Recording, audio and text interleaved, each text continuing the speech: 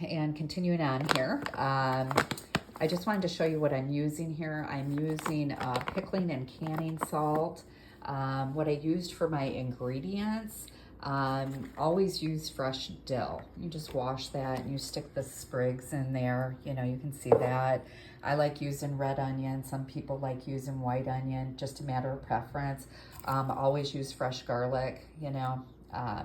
You gotta, of course, peel it, and then I like to smash it down with a good knife to open it up, break it up, so that flavor gets in there, you know. I'm using some lemon this year. I seen a recipe where, you know, I thought, you know, I'll give it a whirl.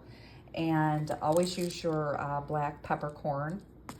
I did use mustard seed. You can also use different types of seeds, whatever you want for your flavoring, whatever, but mustard seed does work really well for that.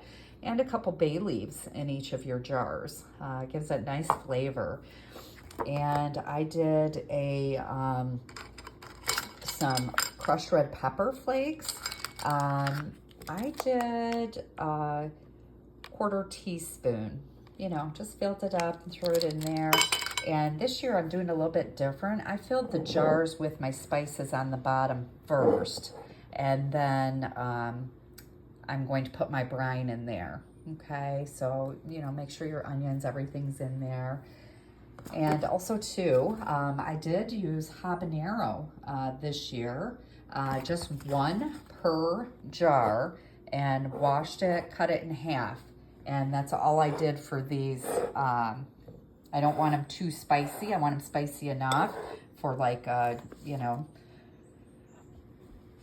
for Bloody Mary Sunday, or, you know, you can grill it. You can certainly bake them, whatever you want to do, because they will come out nice and crisp after you open this. But look how beautiful that looks in there. You know, the garlic, bay leaves, fresh lemon, peppercorn, mustard seeds, the crushed red pepper, the habaneros, the fresh dill that's in there. Oh, these are so tasty, everyone. You gotta try it. Very easy to do. So anyway, after putting all that together, sorry, I'm not trying to make you dizzy there. I'm just making my brine, which is my distilled water and vinegar, white vinegar, and it's a 1-to-1 ratio. So I filled this pot way too full, but anyway. So I did that 1-to-1 ratio on that. And then I did put my pickling salt in, because you got to have your pickling salt. I did almost a cup of the pickling salt. And then this year I decided to not use sugar. I used my pure agave syrup in there to kind of break that, the bitterness down of the vinegar. So you could use honey too, like we have natural honey. You could use honey.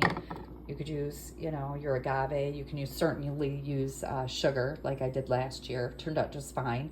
But this year, so I'm doing a little bit different, because I had a friend of mine give me a whole big jug of agave. So I'm going to try to use a little bit of that and try something different. So once this gets done boiling and everything, I am going to fill all my jars. And I probably only fill them to about there, and let it set for about 10 minutes, and everything will start shrinking down. So you think, oh my goodness, it's coming up over the edge.